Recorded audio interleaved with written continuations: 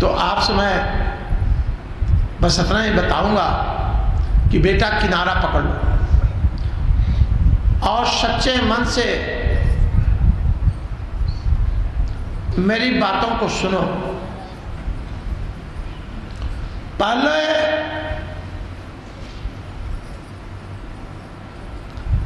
अपने जीवन का एक अंग बनाओ, पुरुष लोग भी और माताएं भी, वो है भक्ति का। अपने जीवन का एक अंग बनाओ भक्ति का।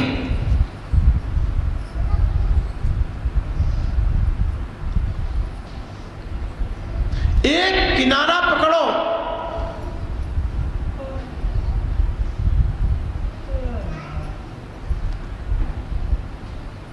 घर घर जाने की समय निकालो। और जानते हो, अभी अभी मैं बताया था कि मैं समझने लगा कि भगवान राम कैसे राजा राम से भगवान राम बने। तो मैं जानते हो क्या क्या ध्यान दिया कि पत्थर पर सोए, पत्तल पर सोए, पेड़ के पत्तलों पर, खाने को नहीं होता था, कंदमूल फल खाते थे, पैदल चलते थे।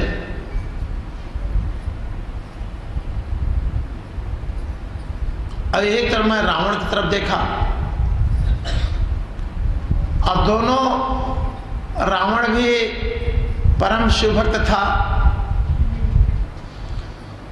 डॉक्टर साहब बहुत ध्यान समझिएगा, हो सकता है मेरी बात आपको भी समझ में आ जाए, आपका भी जीवन अच्छा हो जाए।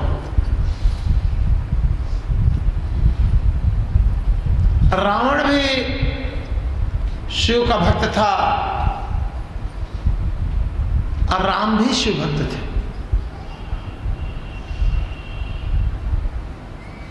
राम सोना चांदी राजमहल सब छोड़ दिए, सब गहना वहना उतार के गए थे जंगल में, गहना वहना लेके नहीं गए थे।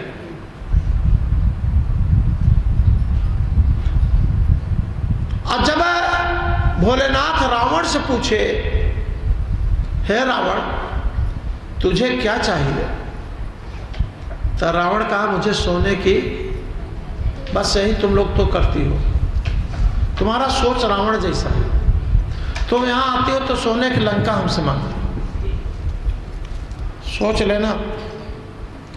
तुम राम की तरह भक्ति नहीं मांगती, तुम राम की तरह कष्ट नहीं मांगती कि मुझे कष्टों में, तुम रावण की तरह सोने की लंका मांगती हो कि बाबा हमारा 4 मंजिला मकान बन जाए, गाड़ी आ जाए, नौकरी मिल जाए।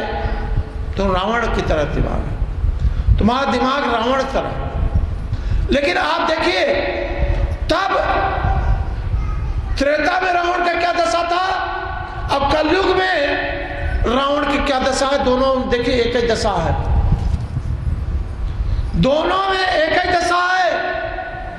त्रेता के रावण का भी दशा और कलयुग के रावण की दशा एक ही है, बस समझ अलग अलग।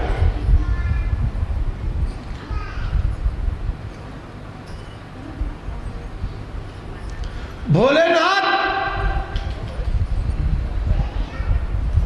रावण को सोने की लंका तो दे दिए, लेकिन उस लंका में चिराग जलाने वाला भी नहीं बचा, सबका नाश कर। अब भक्त दोनों थे शिव के। उस सोने के लंका में दिया जलाने वाला कोई बचा? आप ही लोग बताइए, हिंदू लोग बोलिए। आखिर में जो इतना बड़ा शिव भक्त है, उसके घर में चिराग जलाने वाला क्यों नहीं बचा? बोलिए बोलिए। अब शांत है। और राम के वंश आज भी है कि नहीं है? हम किसके पुत्र हैं बताइए? हम खुद बताएं, मैं किसका पुत्र हूँ? राम ही का। मैं सूर्यवंशी क्षत्रिय हूँ, उन्हीं का वंश। आदि मैं आज भी हूं, लेकिन रावण का कोई वंश चला नहीं, चला नहीं चला। रावण का नाश हुआ। आप देखते होंगे आपके रिश्तेदार नातेदार करोड़पति तो बनते हैं, उनके घर में 3 घटनाएं घटती हैं। जितने भी करोड़पति बनते हैं उनके घर में 3 घटनाएं घटती हैं। पहली घटना, निर्वंशी हो जाएगा परिवार। पहली घटना, वो परिवार निर्वंशी हो जाएगा। उस परिवार में दीप जलाने वाला कोई नहीं बचेगा। पहली घटना होगी। दूसरी घटना होगी, आपका बच्चा शराबी, कबाबी, जुआरी, लफंगा हो जाएगा। तीसरी घटना घटेगी, आपका बच्चा अंग भंग होगा और आपका संपत्ति, आज आप चाहे करोड़ों रुपया ले लीजिए, करोड़ों रुपया, लेकिन आपकी संपत्ति आपके बच्चे नाती होते होते समाप्त हो जाएगी। आपकी संपत्ति का विस्तार नहीं होगा। आप जब चाहे अपने रिश्तेदार, नातेदार, जान पहचान, अड़ोसी पड़ोसी देख लीजिए। मैं करोड़पति बनूंगा, पहली बात तो मेरा बेटा नष्ट कर देगा। अगर मेरा बेटा नहीं नष्ट किया तो नाती नष्ट कर देगा।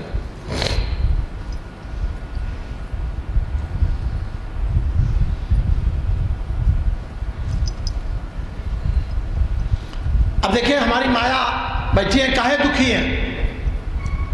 काहे दुखी है? क्यों? इसलिए दुखी है कि भगवान से दूरी है। यहां आती हैं, भक्ति नहीं करती, पंचायत करती, लड़ती है। उसका फल जानते हो क्या है? जवान बच्चे हैं, न शादी हो रही, न कुछ हो रहा है,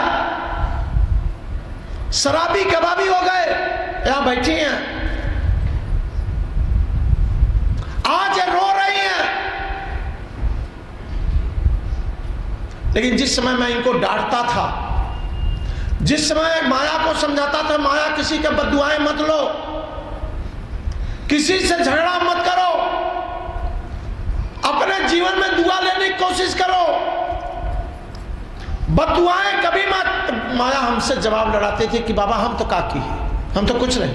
अगर ये हमारा कहना मान जाती, नहीं बाबा आप सही बोल रहे हैं, अब आज से हम कभी लड़ाई नहीं करेंगे, तो आज इनका भी घर स्वर्ग होता, आज इनका भी घर स्वर्ग होता। तो जो बोई है वो काट रही है कि नहीं? अब बताओ, इनके घर में इनके बेटे की शादी नहीं हो रही है तो दुख किसको है? इनको कि हमारे घर में शराब पी रहा है लड़का, दुख इनके घर में है कि हमारे घर में है? बोलो। तो जो बोई है काट कोर रहा है माया की। मैं एक माया की बात नहीं बता रहा हूं, यहां पता नहीं कितनी माया बैठी है, पता नहीं कितनी माया बैठी है।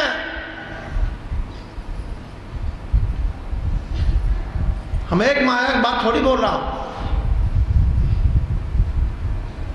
वो तो माया के विषय में मैं इसलिए जानता हूं कि माया को मैं समझाता हूं और माया को मैं नहीं समझाता,